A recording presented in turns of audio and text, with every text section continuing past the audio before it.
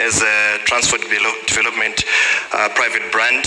We've been around for 10 years, and our aim has been to achieve what can be achieved in any world, to promote Zimbabwe as one of the biggest hubs in following technology in terms of transport. Looking at the topic, we were given the preparedness of vehicle manufacturing of EVs and hybrids.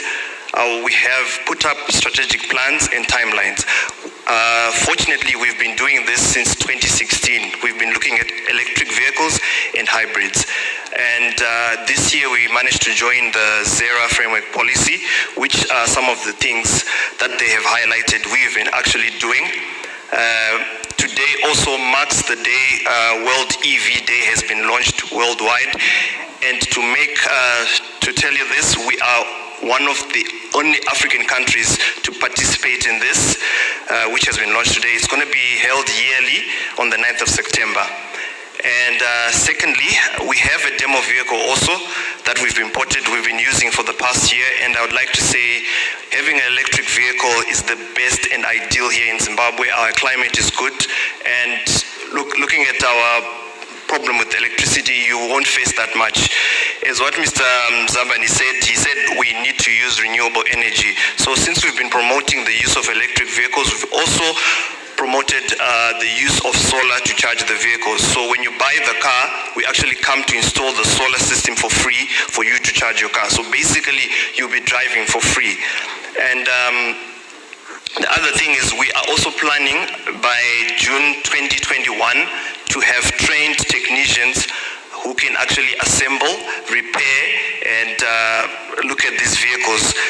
And to let you know, we have a Zimbabwean who was trained in America for the past 10 years. He's the world's best mechanic at the moment. He was trained at ASE and ACDC, which are institutions that train hybrid and electric vehicles technicians. His name is Tarai Siwera. I shall share his profile with you, I think, after the meeting. So he's going to be one of the pioneers of the technical school regarding electric and hybrid vehicles. The other thing is, in preparing our vehicle manufacturing sector, we're going to look at safety, which is going to be a key thing, because as you know, lithium batteries are very dangerous. So we need to train our response teams, our firefighters, our ambulance guys to actually know how to devolt the vehicle and how to disembark a passenger in the event of an accident, which is very important. As the World EV Day happens today, it's something that they have preached, that everyone who's going to be involved in the sector should be certified by the governing body regarding safety, manufacturing, and retail of the vehicles.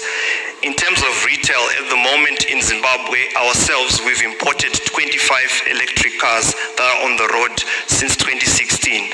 And our target by March 2021 is to have 100 electric cars and 100 solar charging stations. Above all, we're also planning to build a motor city. That is, if we manage to get land from City of Harare, we want to build the first renewable energy motor city. A motor city that is going to run only on renewable energy, and all those lithium batteries also will need to find a way how to recycle them, because that's another important factor that we need to look at.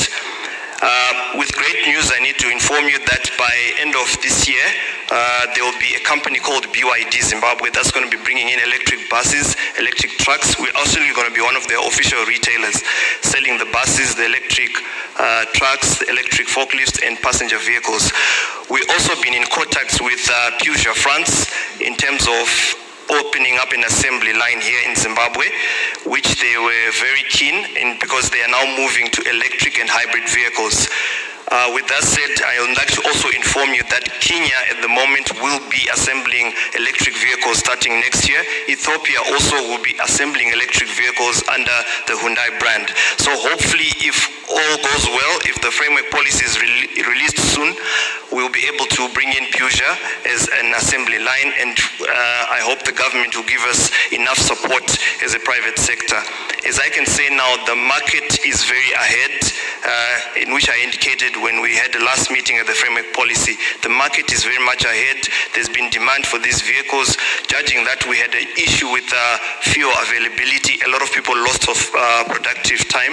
They've also already moved to electric vehicles because of this. So we really need to try and assist the government in speeding up the framework policy as much as we can as a private sector, because it's going to benefit us as much as we're going to benefit them.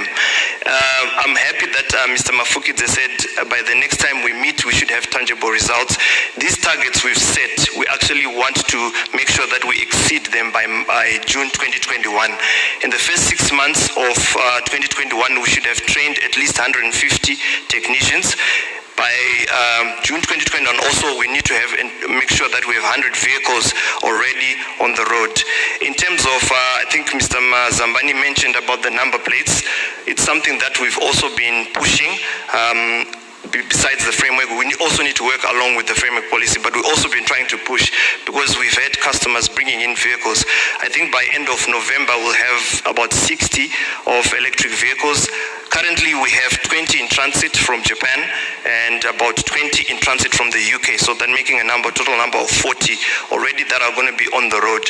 So what I can appeal with anyone in the private sector that is watching and who's with us is we need to try and help the framework policy be processed quickly and fast so that it can also benefit everyone.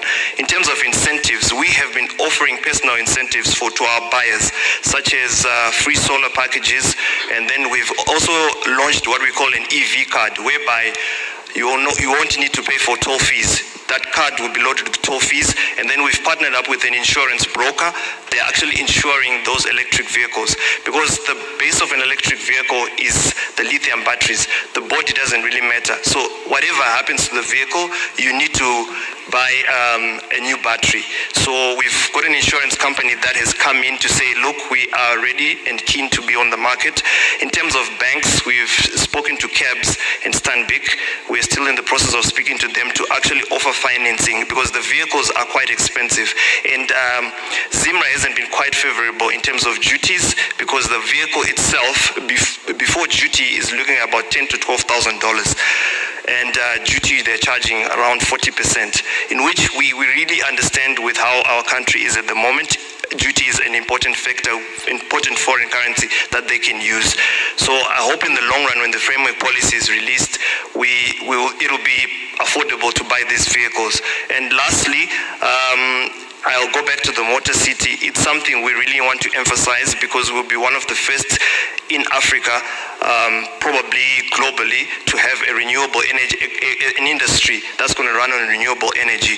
That is assembling of vehicles, training of technicians, and the sale of vehicles through only use of solar.